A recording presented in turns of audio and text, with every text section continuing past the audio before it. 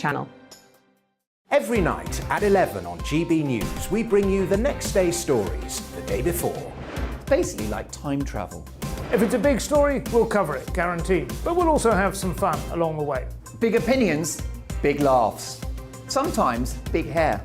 This is Headliners, the paper review show that won't send you to sleep like the others will. 11 p.m, 7 nights a week. Join us.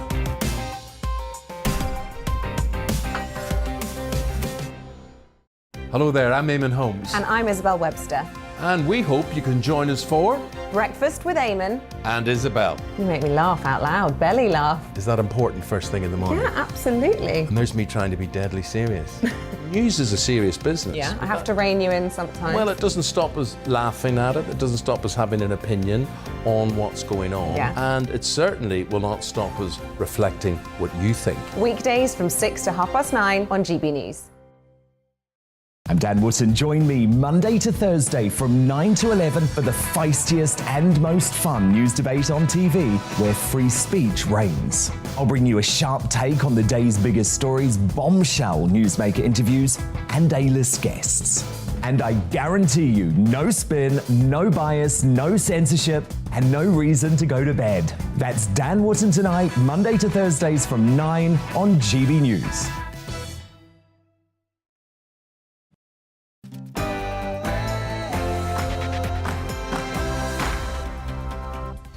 It's 1 o'clock, which means it's time for On the Money, where we're focused on the UK's cost of living crisis, helping you to beat the squeeze.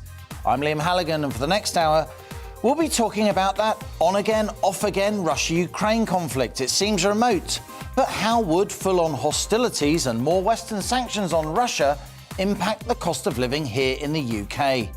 We'll be in the northeast hearing about preparations for incoming Storm Eunice. And a Hull-based business leader tells us about the future of office work. All that and more on The Money in the next hour after the GB News headlines with Rhiannon Jones.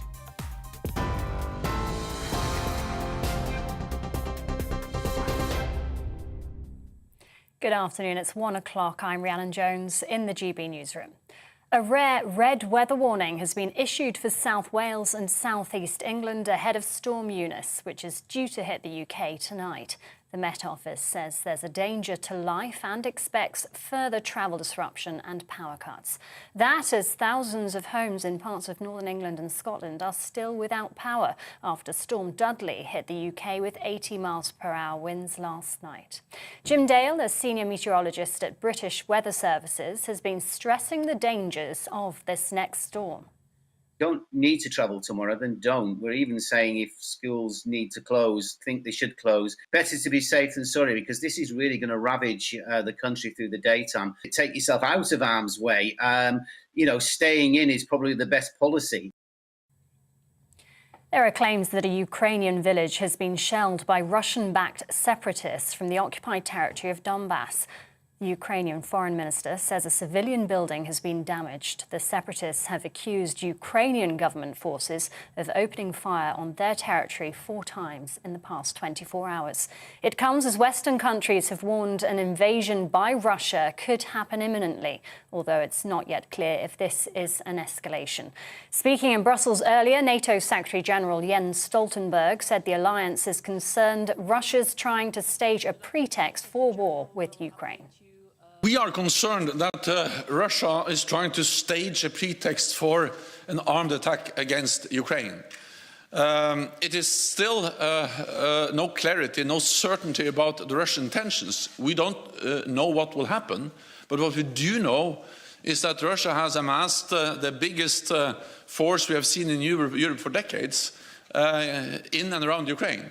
We continue to call on Russia to de-escalate, to withdraw forces and to engage in a political dialogue with NATO allies. A sex offender who sparked a major manhunt after escaping from an open prison in Lincolnshire has been arrested. Paul Robson had been on the run since Sunday. Lincolnshire police say the 56-year-old is now in custody after he was arrested in Skegness earlier this morning. 2 serving Met police officers and 1 former officer have been charged with sending grossly offensive WhatsApp messages. It's in connection with an investigation into the sending and sharing of inappropriate messages within the force. The offences are alleged to have occurred between April and August 2019. They're set to appear at Westminster Magistrates Court on the 16th of March. Almost 15 million people were left waiting for post over the Christmas period. That's according to Citizens Advice. The research shows that 2.5 million people missed important documents, health appointments, or were unable to pay a fine or bills.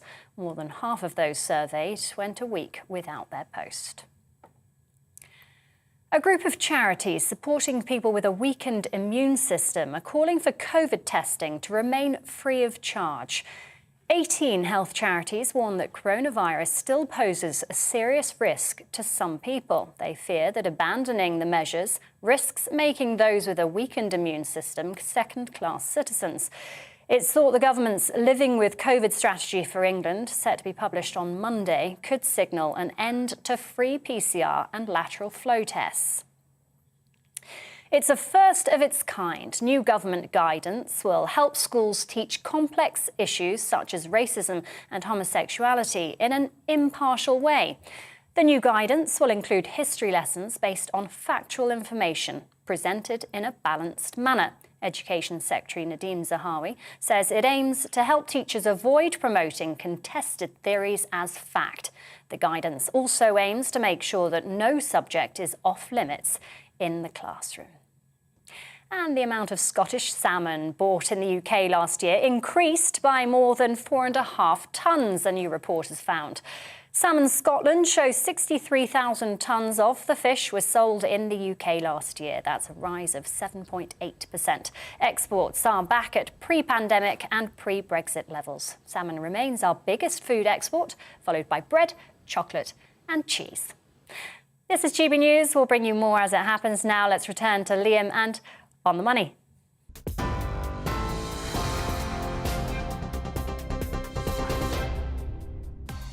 It's 1:05 coming up on The Money today. The danger of a full-on Russian-Ukraine conflict remains, we're told, and with it the chance of renewed Western sanctions on Russia. This standoff seems a long way away, but what would sanctions mean for the UK's cost of living squeeze? We hear from our expert panel and the GB News audience. As Storm Eustace looms, bringing red warnings to the UK, we'll be reporting from the northeast, where thousands were already left without power, of course, following Storm Dudley. Plus, for today's Money Talks interview, I'm sitting down with SHAUN Watts, chairman of Chameleon, an interior design company focused on commercial businesses. And he thinks working from home is a limited model, and employees will want to return to the right office environment soon. That's later in the show. Above all, On the Money's about helping you to tackle our cost of living crisis. I want to hear your experiences and concerns. Email me at a new email address, beatthesqueeze@gbnews.uk, or tweet @gbnews. And don't forget to subscribe to our YouTube channel. I want to know about your efforts to make ends meet, making GB News viewers a central part of this show, and listeners on GB News Radio too. So stay with us. This is GB News. I'm Liam Halligan, and you're On the Money.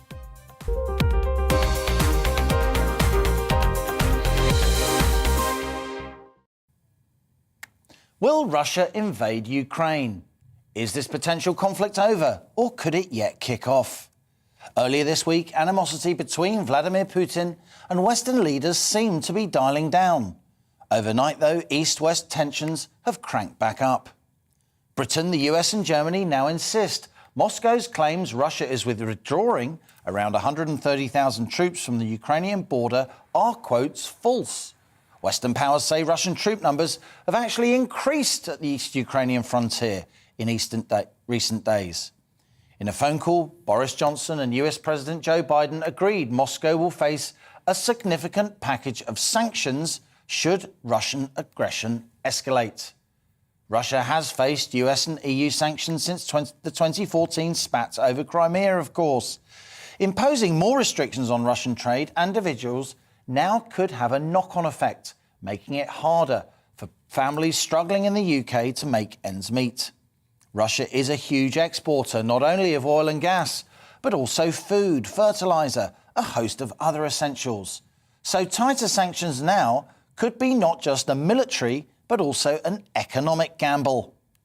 Oil prices are $95 a barrel already, an 8-year high. Sanctions on Russia could send them higher still.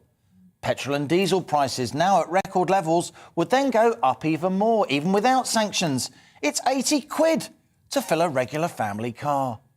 Russia's the world's largest wheat exporter, so sanctions could increase food prices too. Now, this Russia-Ukraine standoff, it may seem remote, a distant conflict that has very little to do with us, you may think. But full-on aggression, which could yet happen, would cause wholesale gas prices to escalate. Household utility bills are already set to spike in April, and turmoil on global energy markets would see those bills go up even more. Britain's cost of living crisis is real. GB News is here to help, providing tips and ideas, while explaining what is happening and why. And that's why we're posing this on the money question today. Would sanctions on Russia tighten the UK's cost of living squeeze?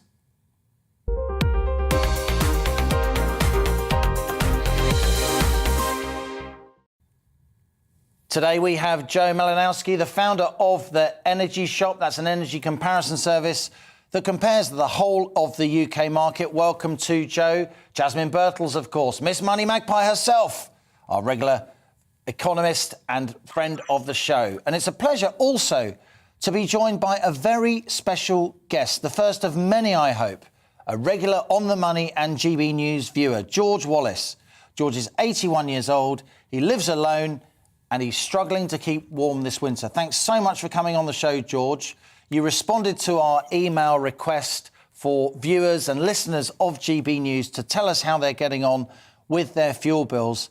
And so I'd like to ask you, George, to share your concerns, your story now with GB News viewers and listeners. Well, thank you, Liam. I'm actually one of the lucky ones in many ways. I'm not struggling, but I am concerned about the way prices are going up. The prices of everything, actually. So that while I'm okay at the moment, and I've got a very nice log burning stove and I get free logs because of where I live, provided I cut them, although it affects me, it's not a crisis for me yet, unlike a lot of people who have been on your programme, who very clearly are having to decide whether to eat or heat. And that must be awful. George, it's fabulous to have you on the show. I'm genuinely honoured and privileged to have a GB News On the Money viewer coming forward. I hope there's going to be many more people like you. It seems to me you're expressing such an admirably British attitude. You're saying it's tough for me, but it's a lot tougher for others. That's always your first instinct. But it's clear that you are concerned. You're 81. You're worried about choosing between heating and eating. How does it feel at your age, after the life you've led, to be having to make that choice and, frankly, feeling compelled to talk about this choice on national television?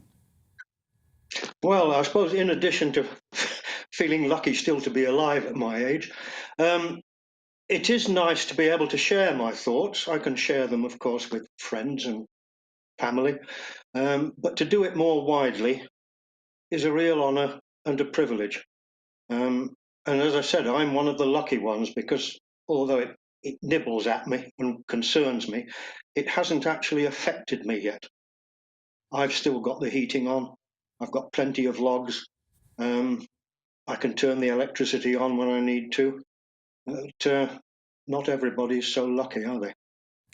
They're certainly not. Joe Malinowski, let's turn to you. Energy Shop, of course, is a commercial organisation, a switching service. But I know you feel these issues deeply on a personal level too.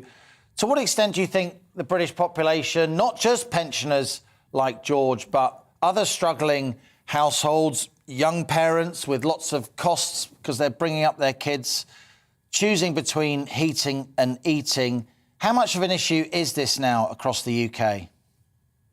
Well, it's going to be terrible, and I think, as George said, he said he's not struggling yet, and it's.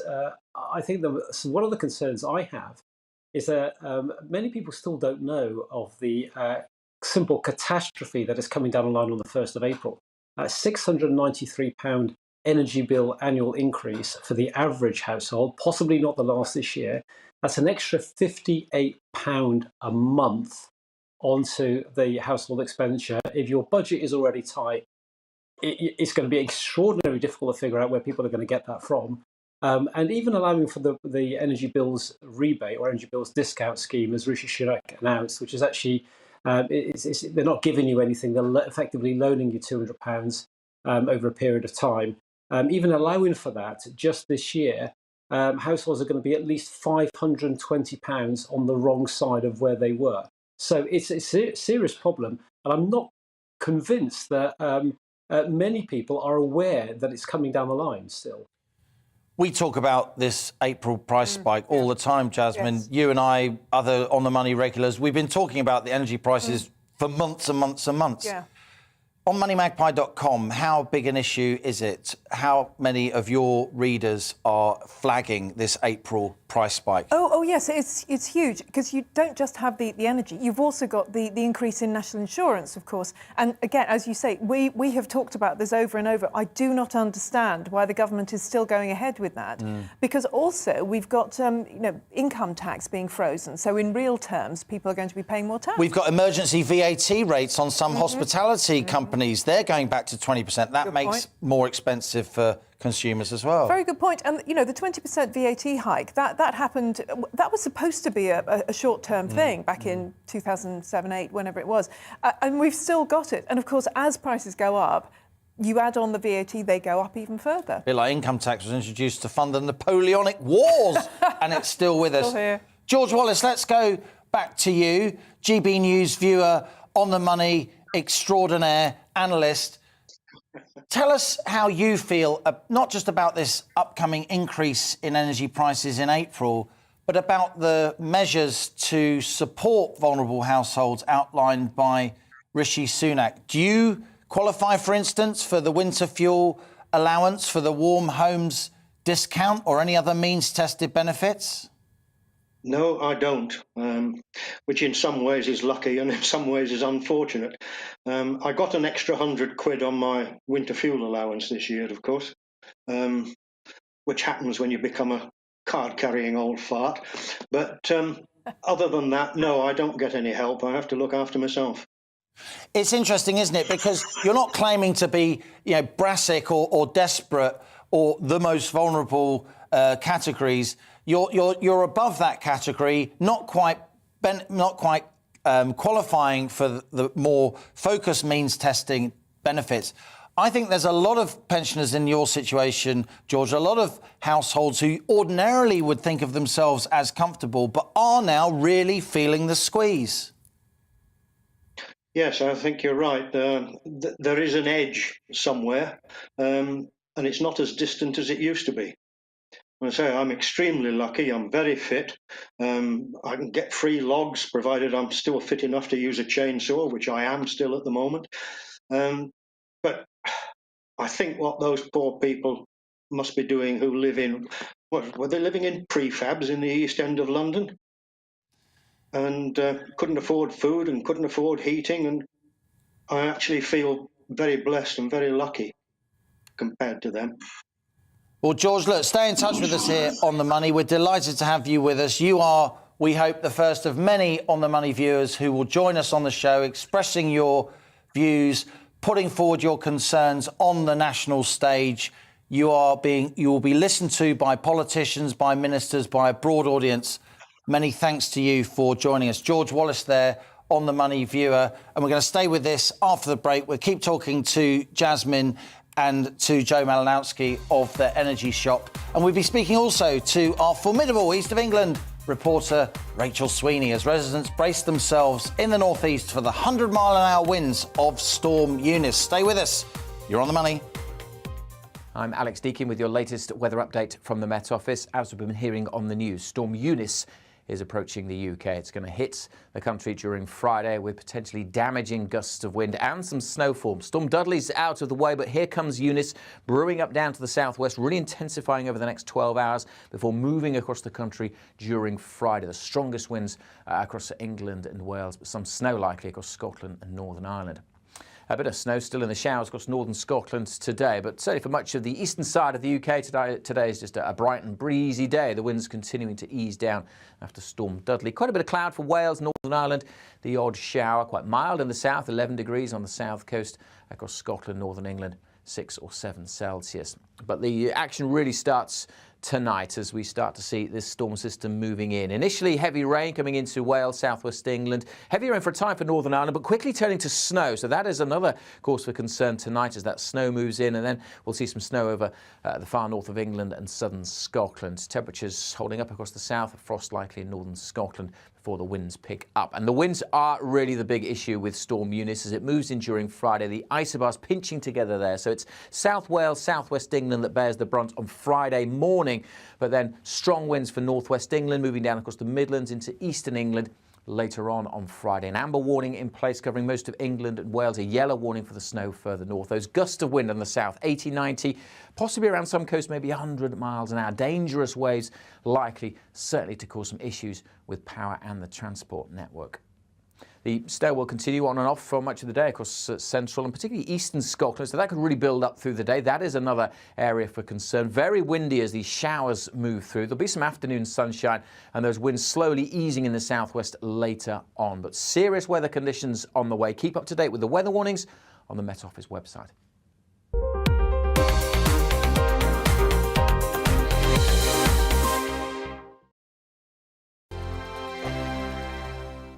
GB News is the UK's home of discussion and debate from all perspectives. To stay up to date on the latest stories, make sure that you subscribe to the GB News channel right here on YouTube. You can watch us live 24/7 across the whole world. You can also check out exclusive content and catch up on previous episodes of your favourite shows. Every day, we ask the questions that you'd ask, so why not add your voice to the conversation in the comments section? Don't forget to subscribe. We are GB News, Britain's news channel.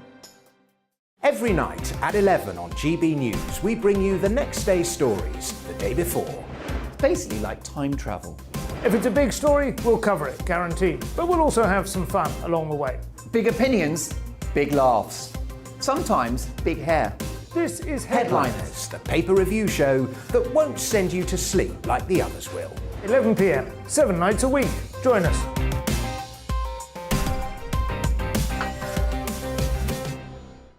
Hello there, I'm Eamon Holmes. And I'm Isabel Webster.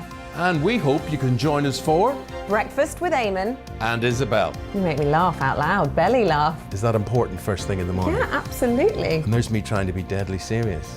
News is a serious business. Yeah, I have to rein you in sometimes. Well, it doesn't stop us laughing at it. It doesn't stop us having an opinion on what's going on. Yeah. And it certainly will not stop us reflecting what you think. Weekdays from 6 to 9:30 on GB News. I'm Dan Wootton. Join me Monday to Thursday from 9 to 11 for the feistiest and most fun news debate on TV, where free speech reigns. I'll bring you a sharp take on the day's biggest stories, bombshell newsmaker interviews, and A-list guests. And I guarantee you, no spin, no bias, no censorship, and no reason to go to bed. That's Dan Wootton tonight, Monday to Thursdays from 9 on GB News.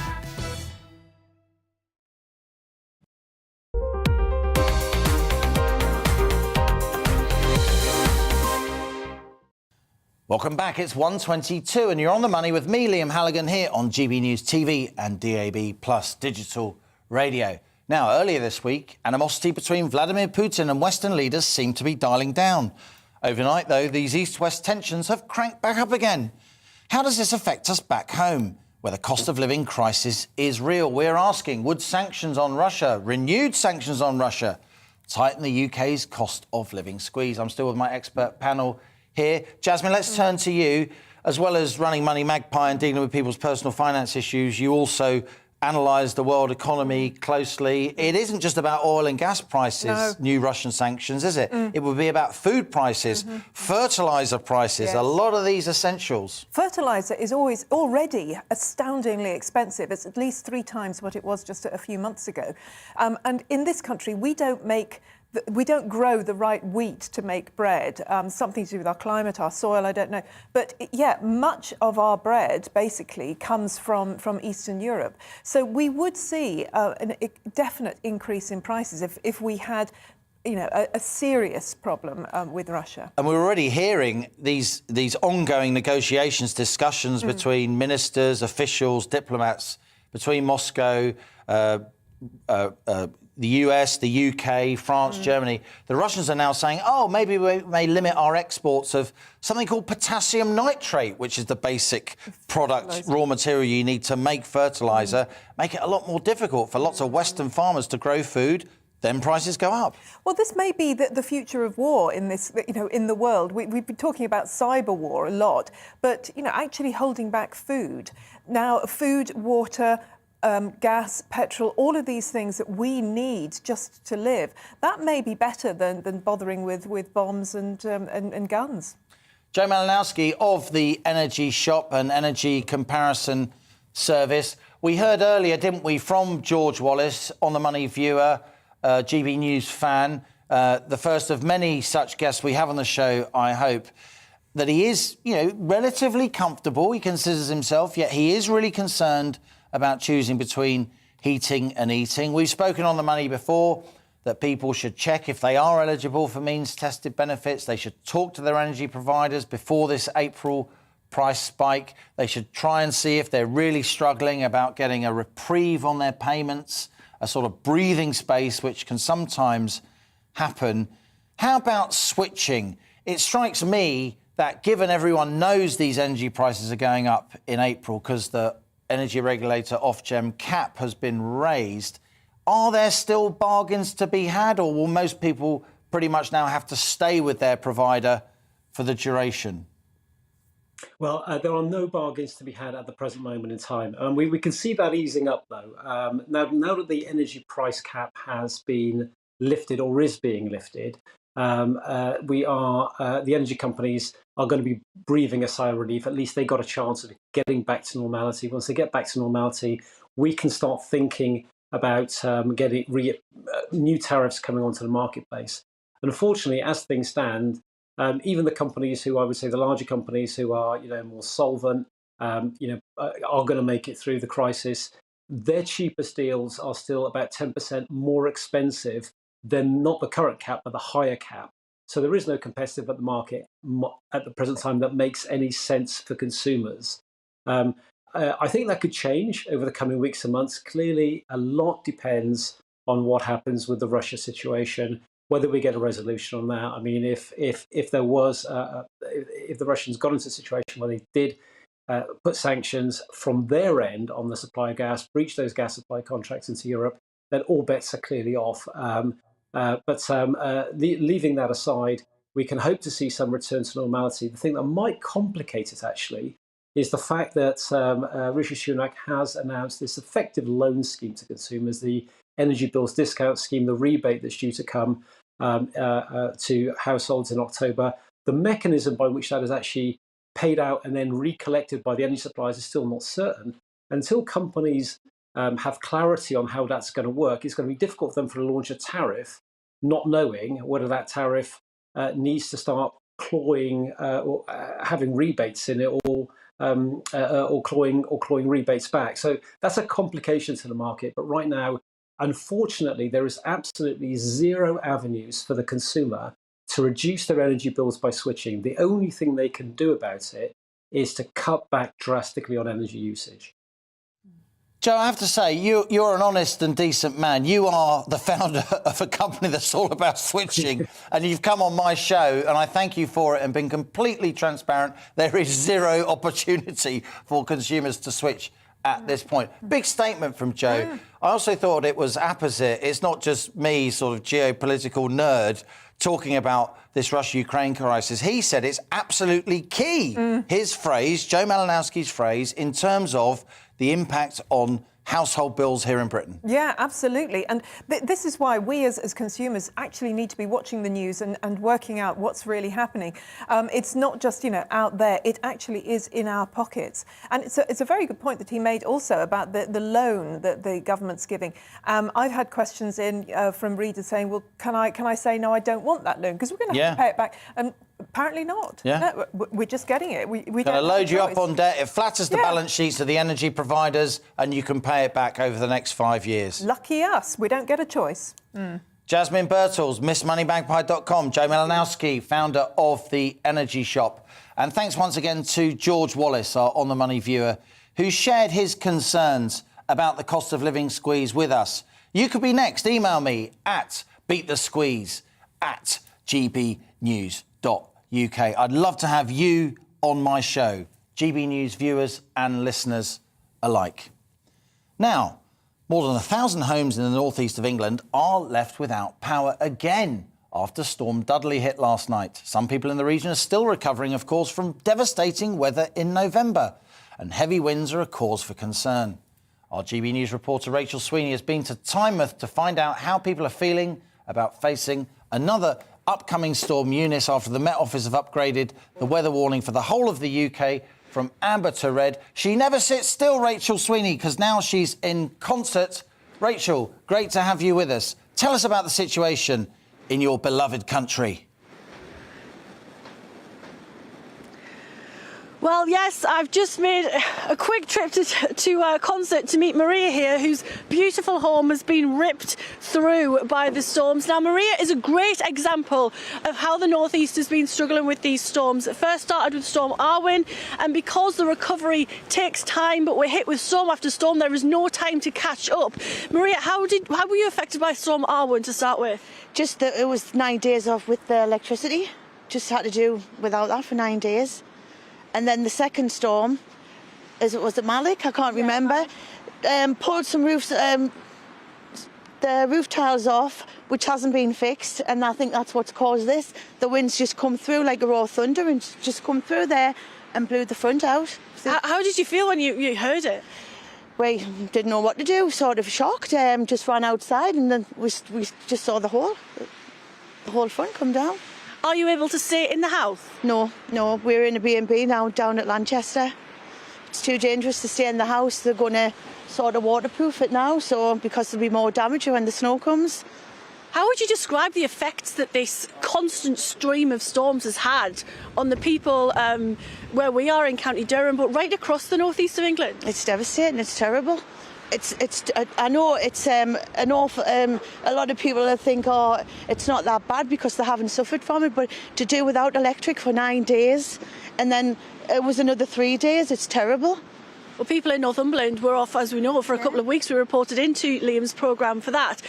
It really is the domino effect, isn't it? And it's the catch up, and people are not able to recover from it because there's no time to clean up. Like how are you going to prepare for tomorrow's storm, Eunice? I don't know what we're going to do. Hopefully that this will help a little bit, but if the roof goes and the weather starts coming in with the snow, it's going to ruin the kitchen, the sitting room. That's exactly where all that is, the bedrooms.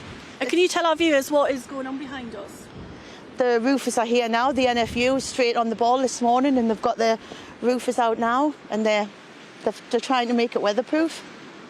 In terms of the wider community in this area, older people especially have really struggled, haven't they? We've got an old man along the road. He's really struggled, and he won't leave his place because he's old. He won't leave his house because people take advantage when you're not here.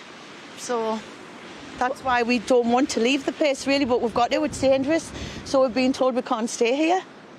Well, the last we heard from Northern Power Grid was that 20,000 people were without power through Storm Dudley. That's now been reduced to around 1,200, but I'll keep you posted throughout today, and of course tomorrow with Storm Eunice. We'll be here on GB News. Rachel Sweeney there in Concert, County Durham. Rachel, if it matters to you, it matters to us. That's what we said when we launched GB News, and you were one of the originals last summer. Fantastic local, on-the-ground reporting there with a really upset householder, Maria Sudders. Look at the state of her family home. Thank you so much for bringing us that story. Storm Eunice now warnings applying to some parts of the UK, not least in the northeast. They really seem to have had it tough in recent months. This is On the Money with me, Liam Halligan. It's 1:32. After the break, we'll be talking about the Welsh Government's new pilot scheme that offers hundreds of teenagers £1,600 a month without needing to work.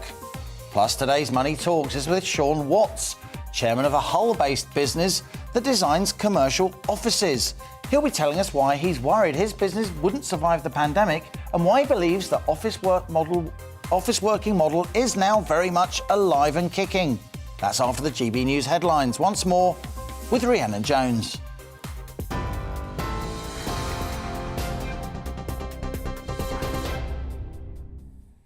It's 1:33. I'm Rhiannon Jones in the GB newsroom. A rare red weather warning has been issued for South Wales and southwest England ahead of Storm Eunice, which is due to hit the UK tonight. Thousands of homes in parts of northern England and Scotland are still without power. That's after Storm Dudley hit the UK last night. Winds of more than 80 miles per hour caused power cuts and travel disruption. The NATO Secretary-General has expressed his concern that Russia is trying to stage a pretext for an invasion of Ukraine. It's after claims that a Ukrainian village has been shelled by Russian-backed separatists from the occupied territory of Donbass. The Ukrainian Foreign Minister says a civilian building has been damaged. 2 serving Met police officers and 1 former officer who all worked with Wayne Couzens have been charged with sending grossly offensive WhatsApp messages. The 3 officers reportedly shared racist and misogynistic messages with Sarah Everard's killer between April and August 2019. They're set to appear at Westminster Magistrates Court on the 16th of March. Almost 15 million people were left waiting for post over the Christmas period. That's according to Citizens Advice. 2.5 million people missed important documents, health appointments, or were unable to pay a fine or bills. More than half of those surveyed went a week without their post. 18 charities supporting more than 500,000 people with a weakened immune system are calling for COVID testing to remain free of charge. There's speculation the government's Living with COVID strategy for England, to be published on Monday, will scrap the measure. TV, online and DAB+ radio, this is GB News. We're back at the top of the hour with a full update. Next, it's back to Liam and On the Money. Don't go anywhere.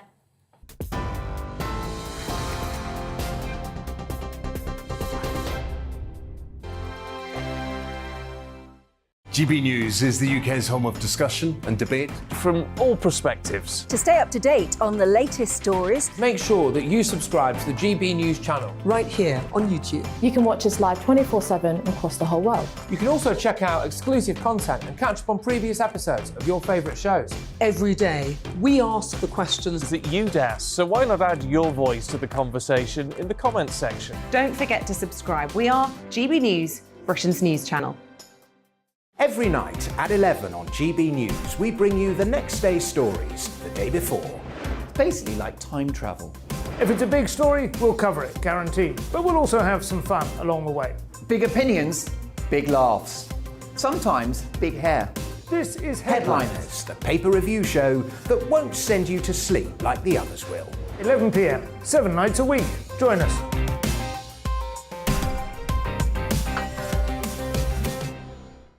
Hello there, I'm Eamon Holmes. And I'm Isabel Webster. And we hope you can join us for Breakfast with Eamon and Isabel. You make me laugh out loud, belly laugh. Is that important first thing in the morning? Yeah, absolutely. And there's me trying to be deadly serious.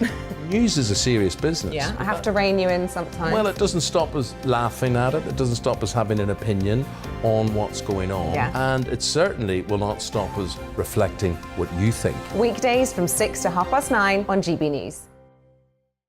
I'm Dan Wootton. Join me Monday to Thursday from 9 to 11 for the feistiest and most fun news debate on TV, where free speech reigns. I'll bring you a sharp take on the day's biggest stories, bombshell newsmaker interviews, and A-list guests.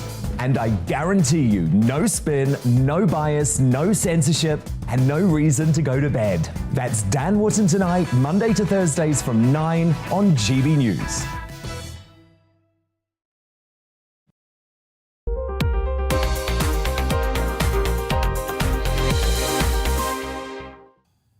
Welcome back. You're on the money with me, Liam Halligan. Time now for my daily in-depth interview series, Money Talks. And today's guest is Shaun Watts, chairman of the Hull-based interior design business Chameleon, which specialises in commercial buildings. Since its creation in Howden in 1998, Chameleon's designed and refurbished various offices for a wide range of clients. The business obviously faced serious challenges when the pandemic hit in March 2020 and lots of office work was suspended.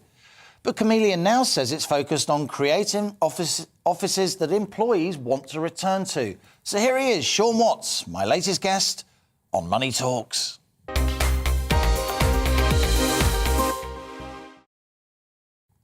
Sean, great to see you. Thanks so much for coming to the On the Money studio. I know you've hot-footed it down from Hull. Yes, we have. You're escaping the weather. Yes, yeah. It's much worse up there than it is down here. It was nice to see some sun.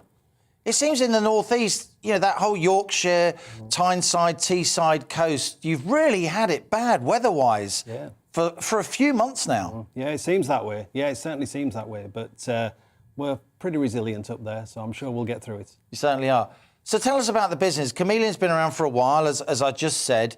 You design and refurbish office space. So how did you feel when lockdown hit in early 2020 and Boris Johnson comes on the telly and says, we all need to stay at home?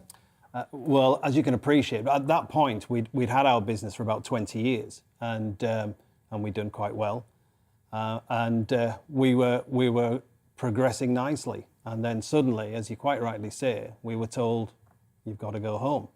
And for us, all of our sites across the country had to close immediately. And you've got loads of jobs ongoing, you've got employees, you've got materials bought, you've got clients who presumably then might not be able to pay. I mean, it must have been a nightmare. It was a real nightmare. And of course, we had no idea what we were going to do. And how long it was going to last. Or how long it was going to last. And even with our best guess, we were still a long, long way short of the length of time. How does somebody chairing a pretty big company deal with all that uncertainty? You're literally feeling around in the dark. Yes, you are. Unfortunately, well, two things happened. One, we were classed as part of the essential workers. So the construction industry was told to go back to work, which was a big relief for us. Okay. But then the big challenge, of course, is how do we keep people safe? We don't understand what this pandemic is. None of us did. How do we keep everyone safe on the sites, and how do we get everyone working and still deliver the projects? Because our projects are large refurbishment projects of large office space. Fortunately, we had some very good clients who wanted to work with us to find ways through it, and we managed to start delivering the projects again. And then, of course, the next big challenge for us was, everyone must stay at home, and we saw what we thought was an opportunity that a large number of our competitors decided to furlough most of the staff. Okay. And our view of that was... You kept them on? We kept them on, and we thought, of course, when they're furloughed, they can't work, but you didn't furlough your staff, so they could work. So we decided to take a gamble. We recruited. Wow. And you recruited in the pandemic? We recruited, and we put people into parts of the country that we weren't particularly strong. And it was a gamble. So you actually used the pandemic as an opportunity to expand your business, even though your business is renovating offices? Exactly right. That's astonishing. Exactly right. And why are entrepreneurs such dogged, determined people? Sometimes you have to take risks. Yeah, calculated. Too right. But we took that risk, and fortunately for us, it paid off. And so you're a bigger company now than you were before the pandemic? We're more than double the size we were. Crikey. We've been very fortunate. We've got a fantastic... Well, you make your own luck. You do make your own luck, but you need the people around you who are capable of delivering the ideas that you have. And I've got a fantastic team in our business, and without them, there is no way we would have achieved what we've achieved. Now, people watching on GB News TV will see some of the pictures of the offices, various projects that you've conducted right across the UK, but lots in the northeast, the Yorkshire area as well. One thing I did want to ask you about was the future of office work. I mean, I present television programmes for a living. It's quite hard to do that remotely, though you can do it a lot more remotely than you could before. The technology's changed. I was on Eamon Holmes's breakfast show this morning with Angela Rippon. You'll remember her. Yes, I do, yes. From My Kitchen. It's becoming a regular thing. So things are changing, even for very physical pursuits like, television and media work and so on. Do you fear for the future of the office? It seems to me now that most people who are renegotiating their contracts, certainly lots of younger people, they want working from home as part of the deal, almost as standard. Yeah, and I think that's fine. I think it's healthy. But you need flexibility. And equally, and you talk about younger people, They want to be with other people. Yeah. A big part of your working life is the social side of that. You know, Yeah. if you're working from home, you're missing out on that. You miss out on sharing success, sharing failure, personal development. You're not with people. A lot of people meet their spouse at work, don't they? Well, apparently. but I think the reality is, I think, if I speak about our business, you know, everyone has flexibility to work from home or work in the office. But what's happening is they're coming into the office more because you can deal with a problem quicker. Yeah. You can share difficult, you know, if you've got difficult things to deal with, you can share those. But equally, you put some fun into what you're doing during the day. You know, yes, everybody's work seems to be working harder than they ever have. So the demise of office life is much exaggerated, to coin a phrase.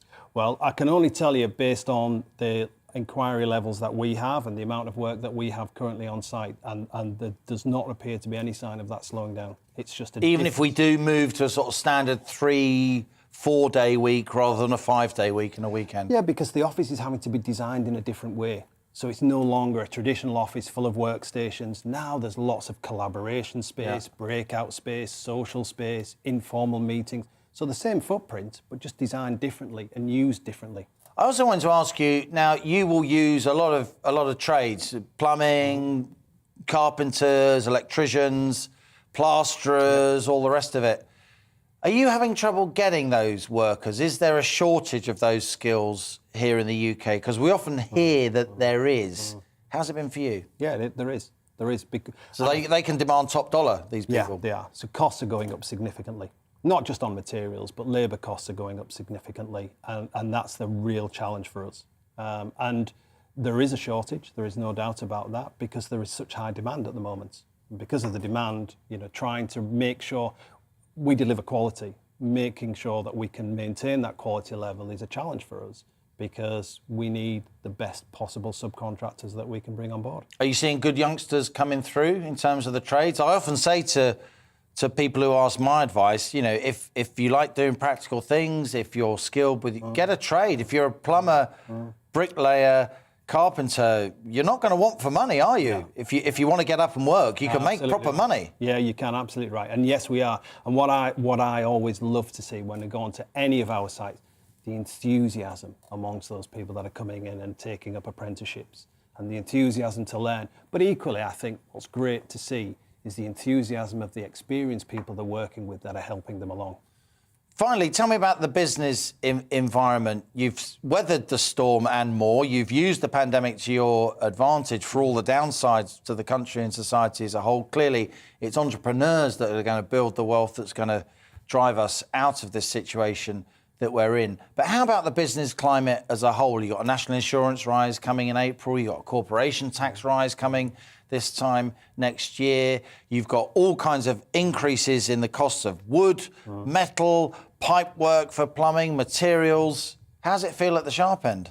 It's difficult. It's a real challenge because you're trying to manage the expectation levels of clients in terms of cost management.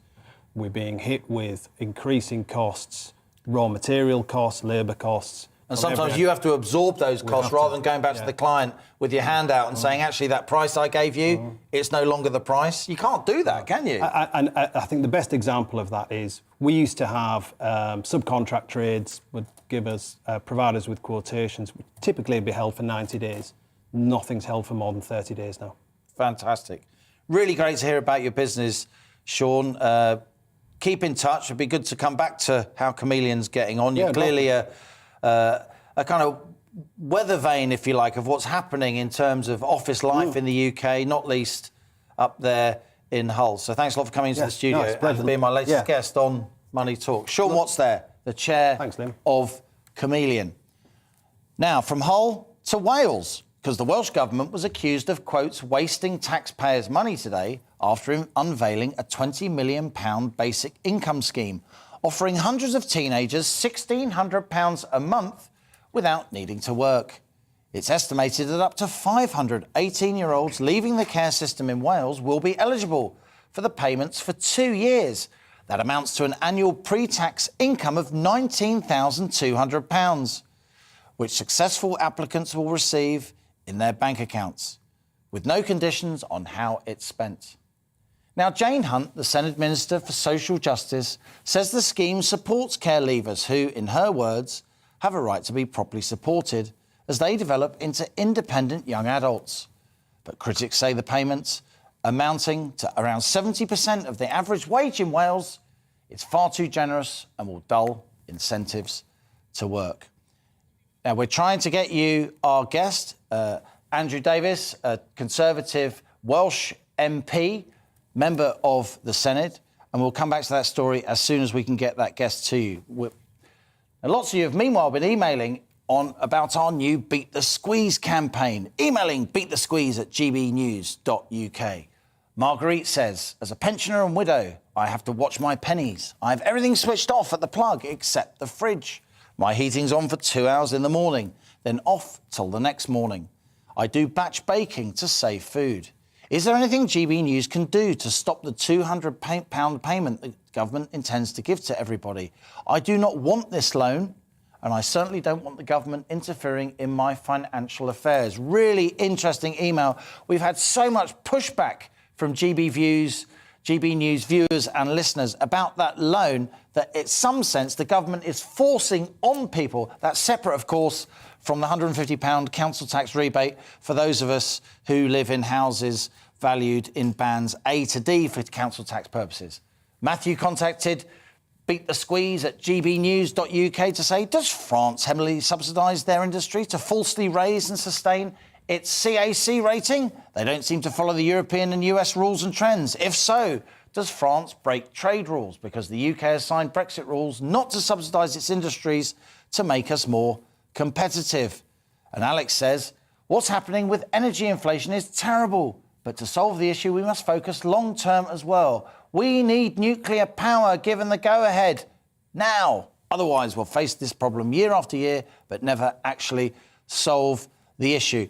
Here on the Money, we've talked a lot about our energy issues. For me, this Russia-Ukraine conflict really highlights those issues, our reliance on overseas energy. There's been lots of calls to raise the moratorium on fracking, allowing firms like Quadrilla, who we featured, to exploit some of our oil and gas, particularly gas shale resources, particularly in the northwest of England, and nuclear power too. And we will continue to focus on those energy issues. So keep your emails coming. Tell us what needs to be discussed on the show.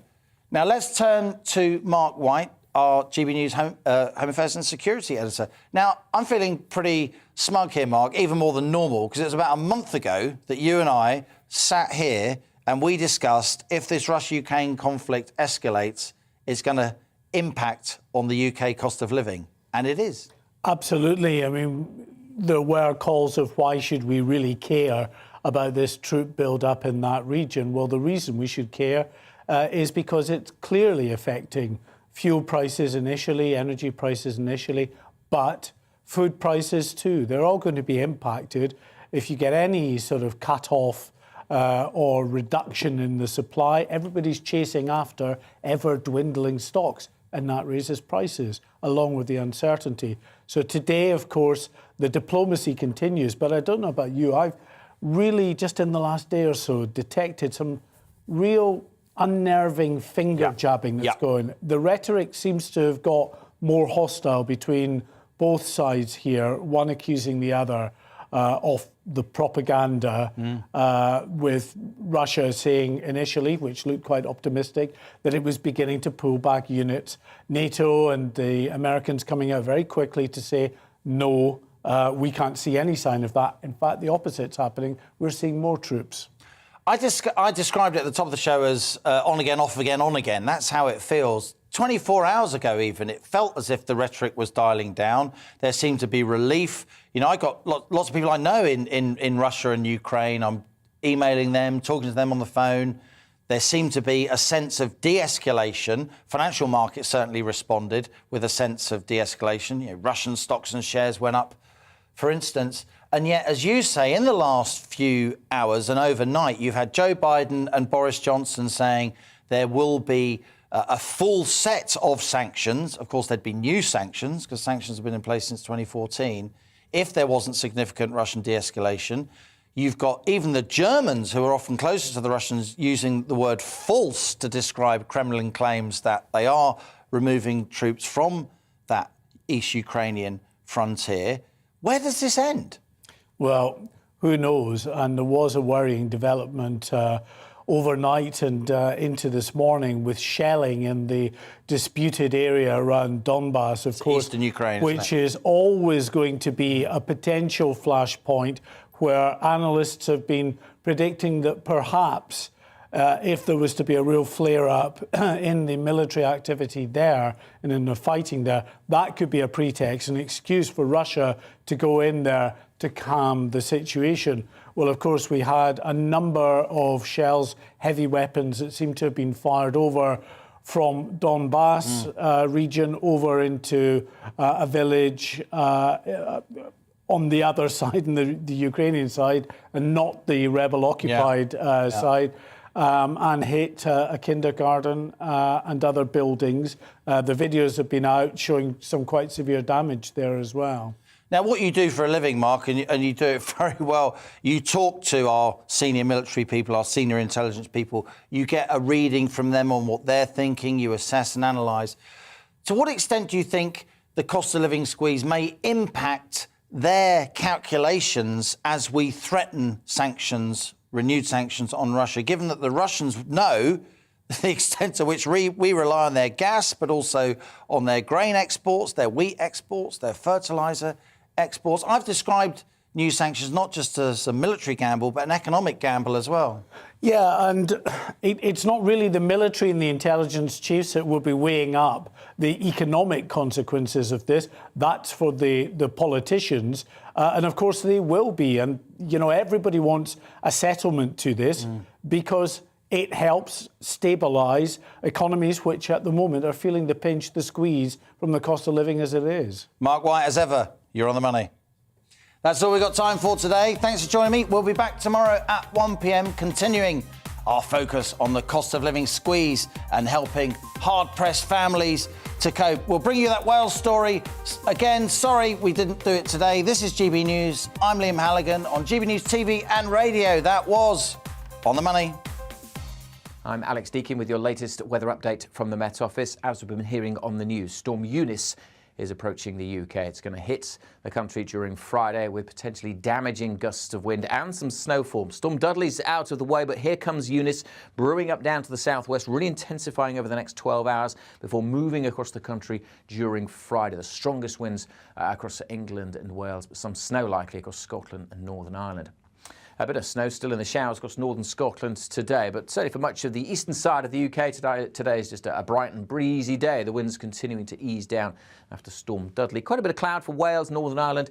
The odd shower, quite mild in the south, 11 degrees on the south coast.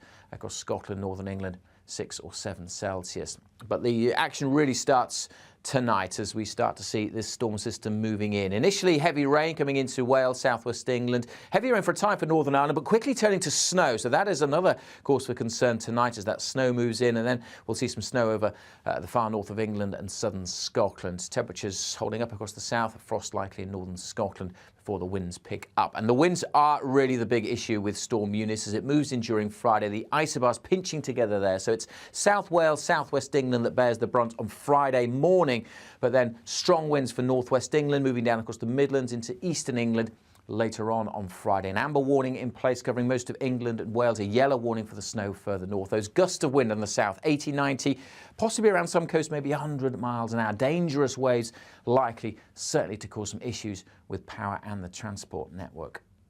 The snow will continue on and off for much of the day across central and particularly eastern Scotland, so that could really build up through the day. That is another area for concern. Very windy as these showers move through. There'll be some afternoon sunshine and those winds slowly easing in the southwest later on. But serious weather conditions on the way. Keep up to date with the weather warnings on the Met Office website. Join me, Isabel Oakeshott, every Friday at noon for my show, The Briefing. We go beyond the headlines, exploring the most important political stories from different angles. All part of a broader question. From exclusive interviews with top politicians. The United Kingdom is made up of people who are resilient. You just can't take these things personally, right? To celebrities and experts, we find out what makes the country tick. Every Friday at noon on GB News.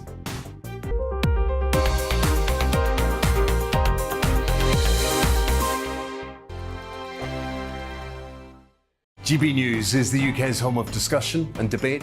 From all perspectives. To stay up to date on the latest stories, Make sure that you subscribe to the GB News channel. Right here on YouTube. You can watch us live 24/7 across the whole world. You can also check out exclusive content and catch up on previous episodes of your favourite shows. Every day, we ask the questions that you'd ask, so why not add your voice to the conversation in the comments section? Don't forget to subscribe.